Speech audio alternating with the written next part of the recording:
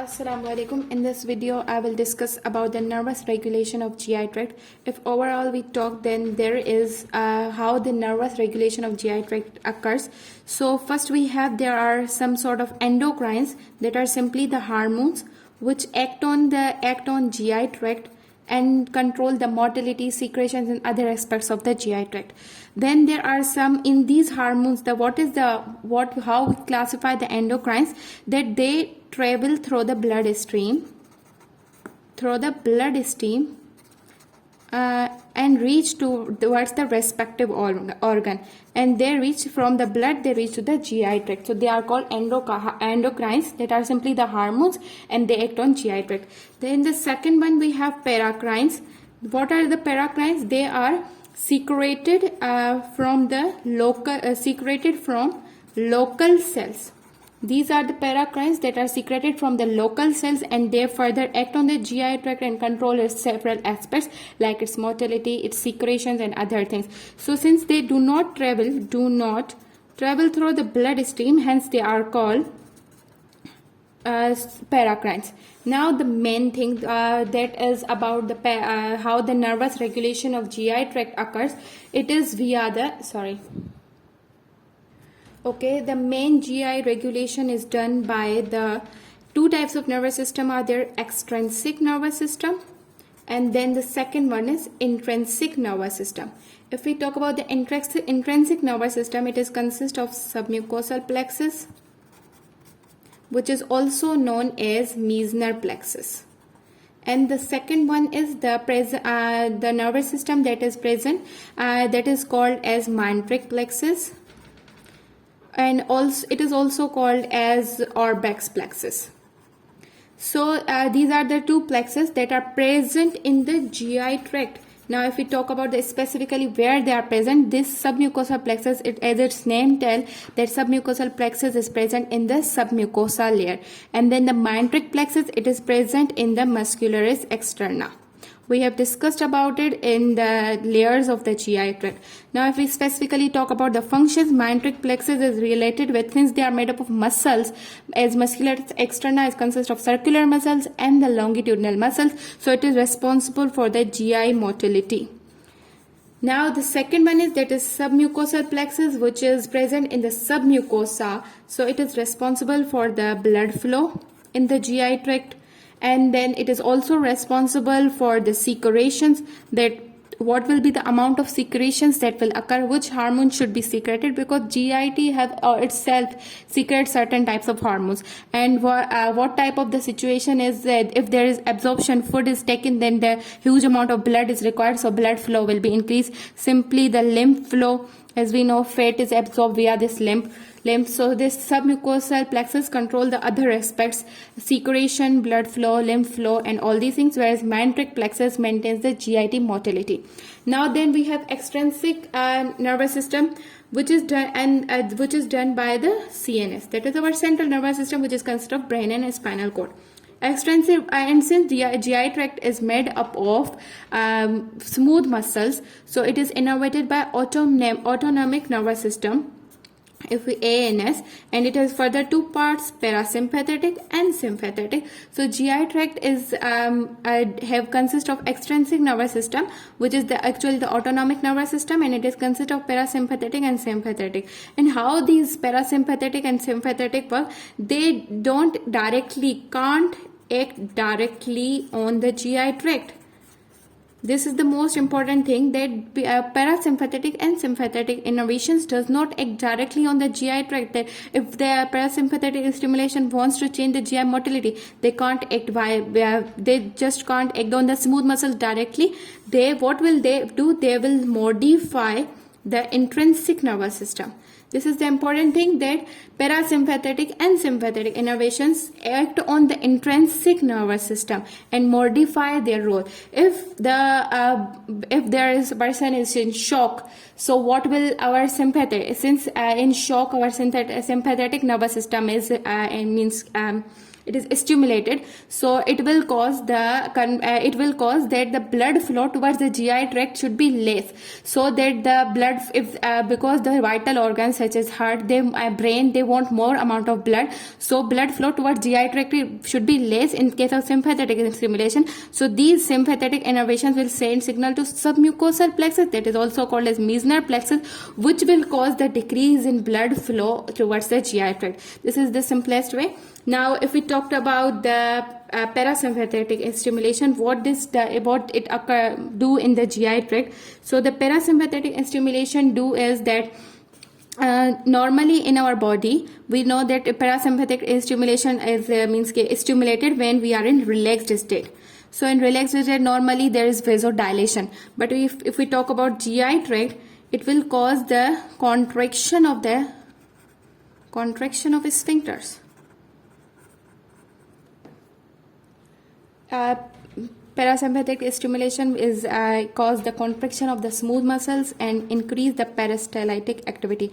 Since the in parasympathetic stimulation is done when the person is in relaxed state, so when we eat the food, so our parasympathetic stimulation nervous system wants that the increased amount of should be peristaltic activity, so more amount of absorption occurs and what we have eaten should be absorbed, so it will cause the contraction of the smooth muscle to increase the peristalsis. And how will it act? It will act on the since here it is related with the GI motility, so it will act on the myenteric plexus, which will as a result of increase the GIT motility.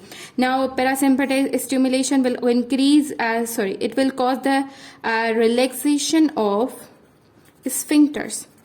Why this occurs? Because relaxation of sphincters occurs, so then the food from the stomach via the pyloric sphincter will enter into duodenum, and from duodenum to other regions of the GI tract. So the relaxation of sphincters is done in the parasympathetic stimulation. Parasympathetic nervous system also causes the increase in secretions.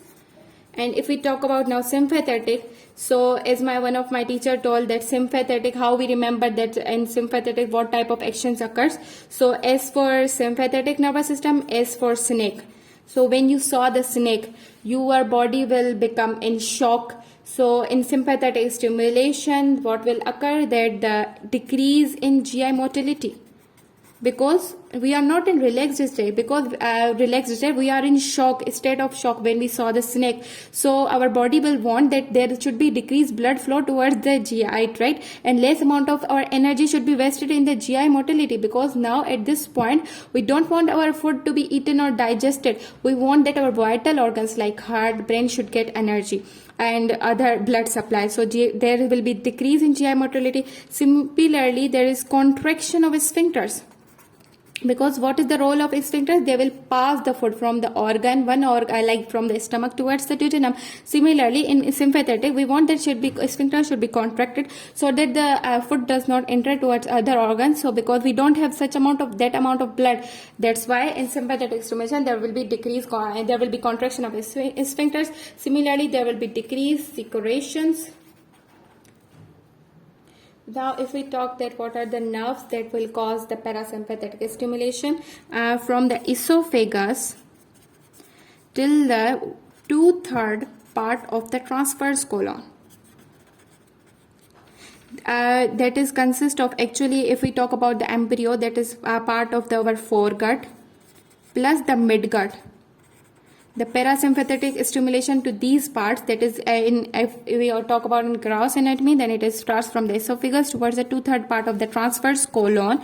So their foregut and plus midgut are supplied by vagus, and afferent as well as efferent fibers are taken via vagus nerve. So any reflex that is consist of whose afferent information and efferent information both are taken by the vagus nerve, that is called as vagovagal reflex. Now if we talk about the hindgut, that is our rectum and the anal canal, that are supplied by the splanchnic nerves, that is S2, S3 and S4. These are their can say that the S2, S3, S4 are the nerves that supply our hindgut, and they are responsible. This nerve is responsible for the carrying the parasympathetic stimulation towards the nerve, GI tract, and this stimulation will be taken and then it will act on the myenteric or plexus or the submucosal plexus, and then it will modify the intrinsic nervous system, and then further the information will be done according to that. And as we know that this submucous intrinsic nervous system, it is actually it is also known as, it is called as enteric nervous system, which is consist of intrinsic nervous system, which is submucosal plexus, myenteric plexus, and etc. And it is also called as little brain, because now if I talk about the clinical point, that if there is done intestine is removed from one person and it is kept put it in other person's body, that is we called as transplant, intestinal transplant. Yeah, I just forget the word, intestinal transplant is possible. Why? Because since as we know that when we do intestinal transplant from the donor, we will cut the intestine, that part of the intestine, and we'll cut its sympathetic and all its innervation, sympathetic and parasympathetic, and that intestinal part is we kept in other recipient or body.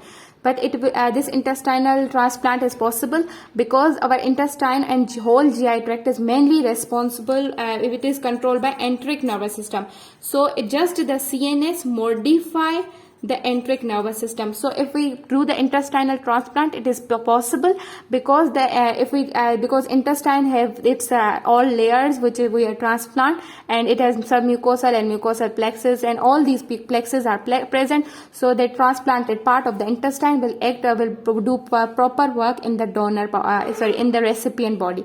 So that's why intestinal transplant is possible, because our intestine and whole GI tract is controlled overall by an enteric nervous system. Just the central nervous system modify it.